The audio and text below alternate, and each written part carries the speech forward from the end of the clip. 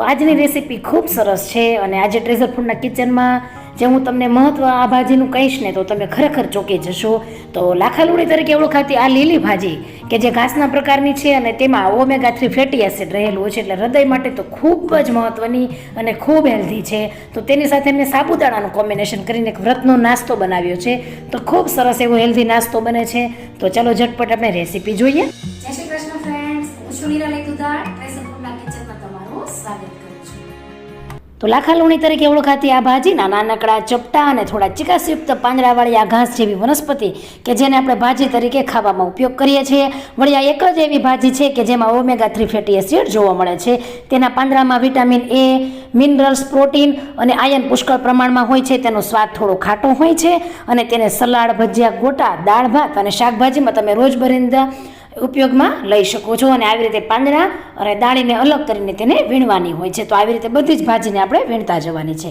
વળી લુણી છે ને ઓમેગા 3 ધરાવતી હોવાથી કેન્સર જેવા ભયંકર રોગોની સામે રક્ષણ આપે અને સાથે હૃદયની તમામ બીમારીમાં પણ તે પ્રોટેક્ટ કરે છે. તો આવી રીતે જુઓ, બધા જ પાંદડા આપણે વીણી લેવાના છે.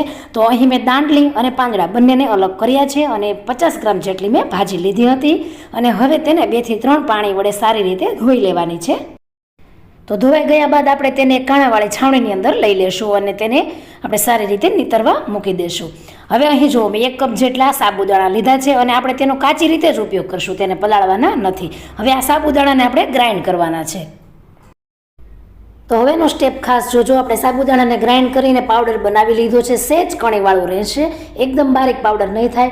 જો તેમાં કોઈ મોટી કણી રહી હોય તો તમે આવી રીતે છાળીને પણ તેને યુઝ કરી શકો છો. અને આ બધી જ કણીને આપણે દૂર કરી લઈશું અને સરસ મજાનો અહીં સાબુદાણાનો પાવડર રેડી છે. તો તેને ફરીથી આપણે મિક્સર જારનું મોટું જાર હોય તેમાં લઈ લેવાનું છે. સાથે મેં 3 સાઇઝના નાના બટેકાને બાફ્યા છે.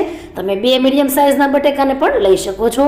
તો બાફીને આપણે બટેકા એડ કરવાના છે. ત્યારબાદ તેમાં 2 તીખા નંગ મરચાં આપણે ટુકડા કરીને એડ કરીશું. 1 મોટો આદુનો ટુકડો તેને પણ ટુકડા કરીને એડ કરવાના છે. સાથે 1 કપ જેટલું પાણી નાખીશું અને તેને ગ્રાઇન્ડ કરીશું. હવે અહીં ખાસ સ્ટેપ એ છે કે ધીમે ધીમે આપણે તેમાં 3 કપ ખાટી છાશ, તો બહુ ખાટી નહીં, એકદમ મીડિયમ ખાટી હોય એવી છાશ એડ કરતા જશું અને ધીમે ધીમે તેને આપણે ફરીથી ગ્રાઇન્ડ કરતા જશું. તો આવી રીતે તમારે 3 કપ છાશ અને 1 કપ જેટલું પાણીની જરૂર પડશે. અને સાબુદાણા છે ને પ્રમાણમાં પાણીનું પ્રમાણ વધારે સોકે છે, એટલે તેમાં છાશનું કે પાણીનું તમે જે રીતે એડજસ્ટ કરવું એ રીતે કરીને તમે યુઝ કરી શકો છો. જો એકદમ ખાટી હોય તો 1 કપ જ છાશ લેવી અને આ પ્રમાણે ઇડલી જેવું ઘાટું ખીરું આપણું હોવું જોઈએ. તો હવે બેટરને આપણે 15 થી 20 મિનિટ માટે રેસ્ટ આપીશું. હવે 15 થી 20 મિનિટ બાદ તમે જુઓ તો ખીરું સારી રીતે ફર્મેટ થઈ જાય છે અને સાબુદાણા હોવાથી ખીરું પણ સહેજ ઘટ બની જાય છે અને સરસ મજાની ખટાશ પકડી લે છે.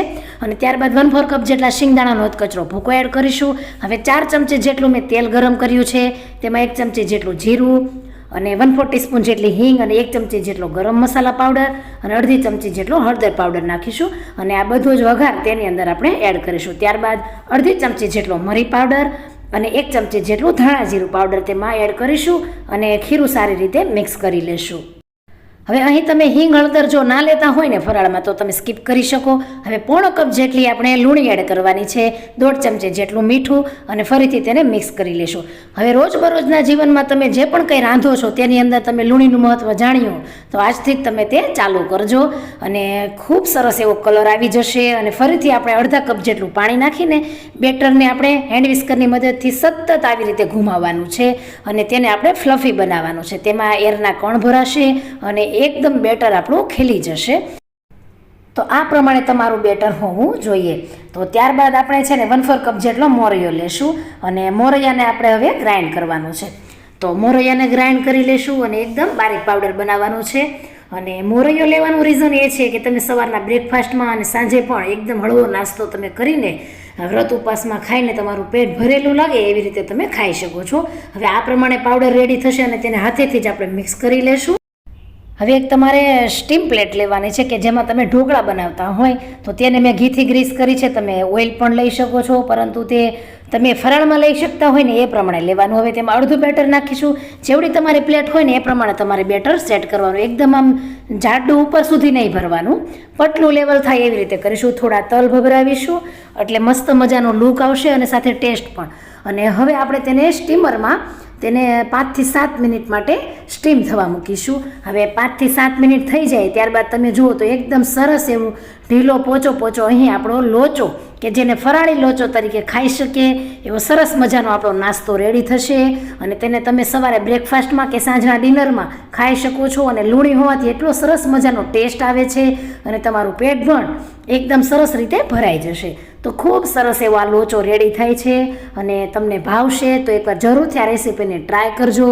મારા ઘરમાં તો બધાને પસંદ આવ્યો છે. હવે ગરમા ગરમ આ લોચા ઉપર શીંગ તેલ નાખીને ઉપરથી લાલ મરચું થોડું સ્પ્રિંકલ કરીશું અને ગરમા ગરમ જ તેને ખાશું. સવારમાં બ્રેકફાસ્ટમાં તો એટલો સરસ લાગે છે અને તેને તમે સાંજના ડિનરમાં પણ બનાવી શકો છો. અને સાથે ઠંડો પણ એટલો સરસ લાગે છે કે તમે આખો દિવસ પણ તેને ખાઈ શકો છો. તો સાબુદાણાનો ઉપયોગ કરીને લૂણી પણ એટલી શરીર માટે હેલ્ધી છે કે જે તમે આજે મહત્ત્વ જાણ્યું છે તો જરૂરથી આ નાસ્તાને એકવાર ટ્રાય કરજો અને લૂણીને પણ તમારા રોજિંદા જીવનમાં ઉપયોગ કરજો. અને ખૂબ એવો ઇનોવેટિવ આ નાસ્તો ખરેખર એટલો સોફ્ટ બને છે કે વડીલો જેને દાંત નથી તે તો એટલા આરામથી ખાશે અને ખૂબ ભાવશે. તો રેસીપી તમને ગમી હોય તો જરૂરથી એકવાર લાઇક અને કમેન્ટ આપો, વધુમાં વધુ રેસીપી શેર કરો. તો ફરી મળીશું આવી એક નવી રેસીપી સાથે. ત્યાં સુધી આવજો. જય શ્રી કૃષ્ણ.